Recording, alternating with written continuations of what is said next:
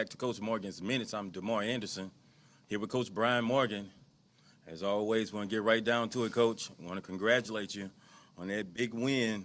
The team is now 5-0 in district, 7-0 overall. How's that feel? Feels good. Guys are playing well, and guys are responding and showing up on Friday night ready to play. So it's been good. It's trying to keep doing it every week. The team is averaging over 400 yards of offense in district play, but they exploded for over 600 yards Friday night. Yeah. It was a good balance of running and throwing. Jamar played well. The receivers played well. The backs ran well. The line blocked well. It was really good to see just an overall effort. It wasn't a one-sided deal. It just helps us going forward. Yeah, I see that. So how you keep your team focused, going along, you're undefeated right now. So how do you keep your team focused? The one thing we talk about is we have a picture we look at every day that starts our meeting, and it's basically a mountaintop, and it's just where we're trying to get and where we are in that process, and we're still climbing that mountain. And we talk about it. The P&G game can't be the top of that mountain, or we're going downhill after that. The Beaumont United, game can't be. The Lee game can't be. We're still, at the bottom of that mountain, trying to climb to where we want to be. And so, we really just try and stress that, and that'll be stressed again this week. We got to go out and play well and do things right to win on Friday night. Okay, I like that. It's running backs. It's almost kind of like running back by committee right now. Brandon Cheney, he's running hard downhill, catching the ball out the backfield. Hayward and Augusta come in every blue moon and just pop a big one for you. What is the mindset of the running backs? We think we've got four really, really good ones between Cheney, Hayward, Ty, and we think Jamar is a really good running back that's playing quarterback. Yes. And so I think they're all different players. They all have different kind of skill set as far as when they touch the ball. And we just each week kind of try to use them, interchangeably, and they're all three of them, including with Jamar, are really intelligent and can, formation-wise, we can put one at receiver and one at running back. All three of them catch the ball well, too. So you got guys that run hard, are good backs, but also good receivers. So we just try and move them around each week. Looks good. 28, I'm sorry. Hayward. Hayward, big night catching the ball, too. I mean, over 10 receptions? Yeah, maybe? I think he had 10 catches. He's probably, even though he plays running back for us, I think he's a leading receiver in the district. Yes. We throw the ball a lot to him. He catches the ball unbelievably well, very, very comfortably and in space. Even when the throw's not great, he catches the ball very well. And so we use him a lot as a receiver. He may line up at running back. We motion him out a bunch. So he's kind of an in-between guy, probably more than anything. Yeah. But those guys work together really well and really good players as a group.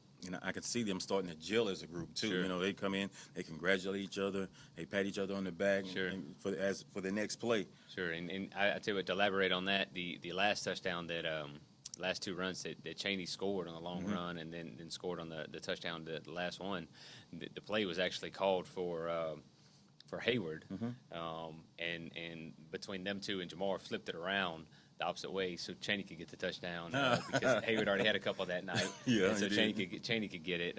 So that was a pretty good deal by them. Them just not being selfish and playing together. Yeah, I like that.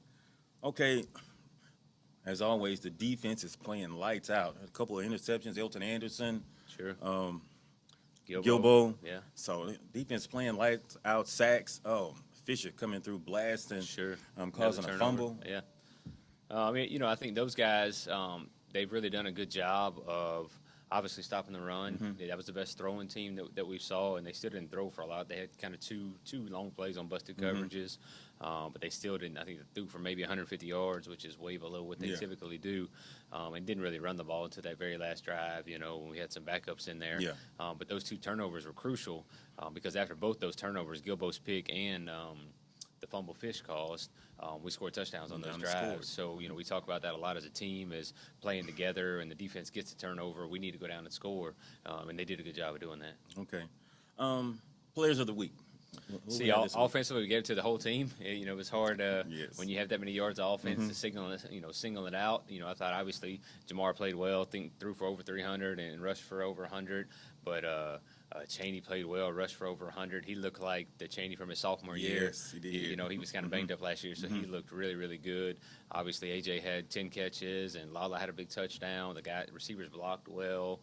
Ty had a couple good runs. The O-line blocked well, so we gave it to the whole offense. Yeah, I saw Raimondo come around on somebody, and Sure. I just pancaked that guy. I said, Yeah, oh, my yeah, goodness. Absolutely. So the offense did great. Defensively, kind of gave co-defensive players to both those guys we talked about, to Fish and to Gilbo. Oh, okay. We thought both those guys, those turnovers were crucial points in the game, you know, especially Gilbo as they were driving down the field. And to create those turnovers, if you're able to force turnovers at defense, you got a chance to win football games. And then I looked at Gilbo. He just ran the route for the receiver, he- and pass was meant for him. Yeah, he did. And I tell you, it's a guy that shows his hard work is paying off. Obviously, he's always worked hard, but he dropped a couple interceptions a few weeks ago. And every day after practice, he's been on the jugs machine by himself, stays out there, and it's paid off for him. You know, so it's really good to see those guys have success on things they're working on. Yes. Okay. We know you don't coach by yourself. Sure. So your coaching staff, you want to go over your coaching staff? Sure. Offensively, offensive coordinator is Rashard Colquitt. He coaches our receivers as well. O-line wise, we've got Coach Conley and Coach Langston. At running backs, Coach Nunn. Our quarterbacks, Coach Ahmad Smith coaches our quarterbacks. And then on defense, Coach Mangum is our defensive coordinator and coaches the safeties. Up front, Coach Sip and Coach Cantor coach the D-line. Coach Jones coaches the linebackers, and then Coach Henry and Coach Connors coach the corners. Okay, that's a good job. It's always nice to know so everybody know who's coaching what, Sure, you know, sure. what's going on out on the field and on the sideline. Okay, so let's dig a little deeper. Developing a game plan, you know, what is that like? What's the process? You know, for us, it typically starts the week prior. So, like say this week we're playing Baytown Sterling. We really start on the Wednesday prior, working on this team. You know, so Okay. while that week is still going on, we're finishing up preparation. We started working on Baytown Sterling and just kind of looking at them, get some ideas down. Typically on Saturday, you know, we all kind of work on our own and work Yeah. from home. Okay. And just get a lot of ideas brought together on Saturday, and everybody kind of creates their own ideas. And we come up here Sunday. It's a lot of putting those together. Hey, agree and disagree, and hey, this is good, this isn't good. Throw things out, and so then usually by Sunday night we've got a good idea of game plan and pretty much done. And then Monday is just putting it into effect and trying to teach it to the kids on Monday. Okay, that's good to know. We also want to know, people that don't know, what is a travel day like? So let's go into Baytown. Sure. What does that consist of? I think it always depends on a lot of external factors. If you have a pep rally, that changes things. For this instance, this Friday we don't have school this Friday. Okay. And so to keep our kids from sleeping all day, we're going to get them up here in the morning, and we usually come up here in the morning, have a walkthrough, and then send them back home for lunch and bring them back. But our typical day is we feed our kids before the game. We feed them peanut butter and jelly sandwiches, so they like that before the game. Okay. And then we always have some type of quiet time, whether it's on the bus going to an away game or a home game.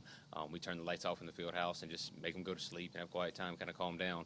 Because a lot of times, especially on a school day, they're wired up at 7 o'clock in the morning, Yes. but they don't play till 7 o'clock at night. It's game And day. so, I'll get them at 3 o'clock, and they're full of energy. And I'm like, hey, guys, we don't play for 4 hours. And you go play a 3-hour football game. If you've already been wired up for 12 hours, you're not going to make it through that game. Yes. So it's a long process. We got a little routine, but we try and follow that routine. It's been working, so we don't want to screw it up. Yeah. Okay. That sounds good. So, what's the makeup of the team? Juniors, seniors? I would say we're a heavy junior team. Our seniors, I mean, we have obviously some good players that are seniors, but if you look at just overall numbers, our senior class is relatively small.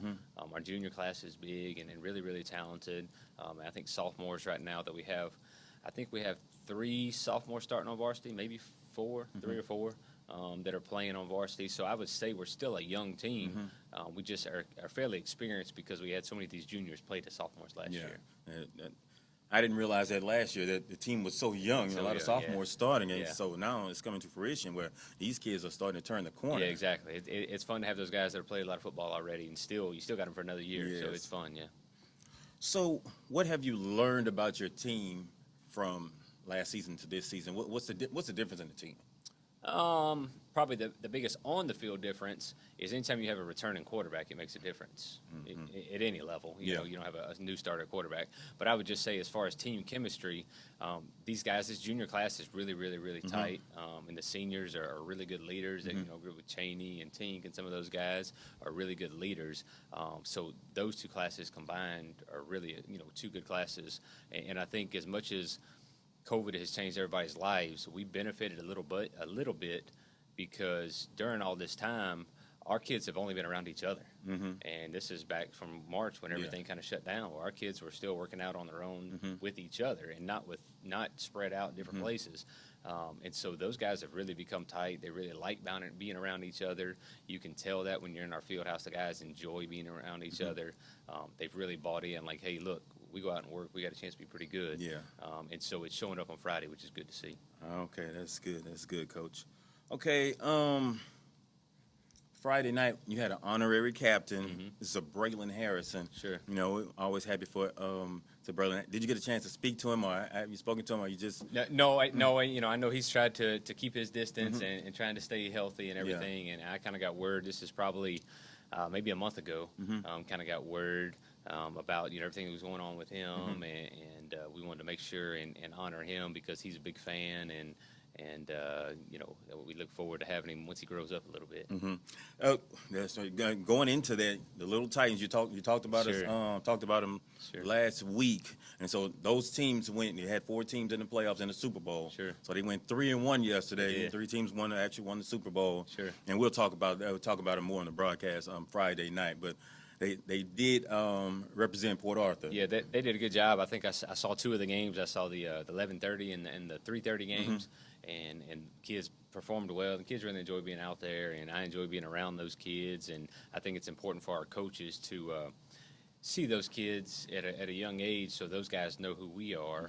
And as they're growing up, they look forward to being a Titan and look forward to playing here. I think that's an important part of an overall football program.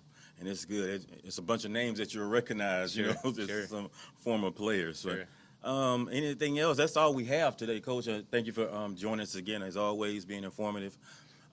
Thank you for tuning in, everyone, and we'll see you next week with Coach Morgan Smith.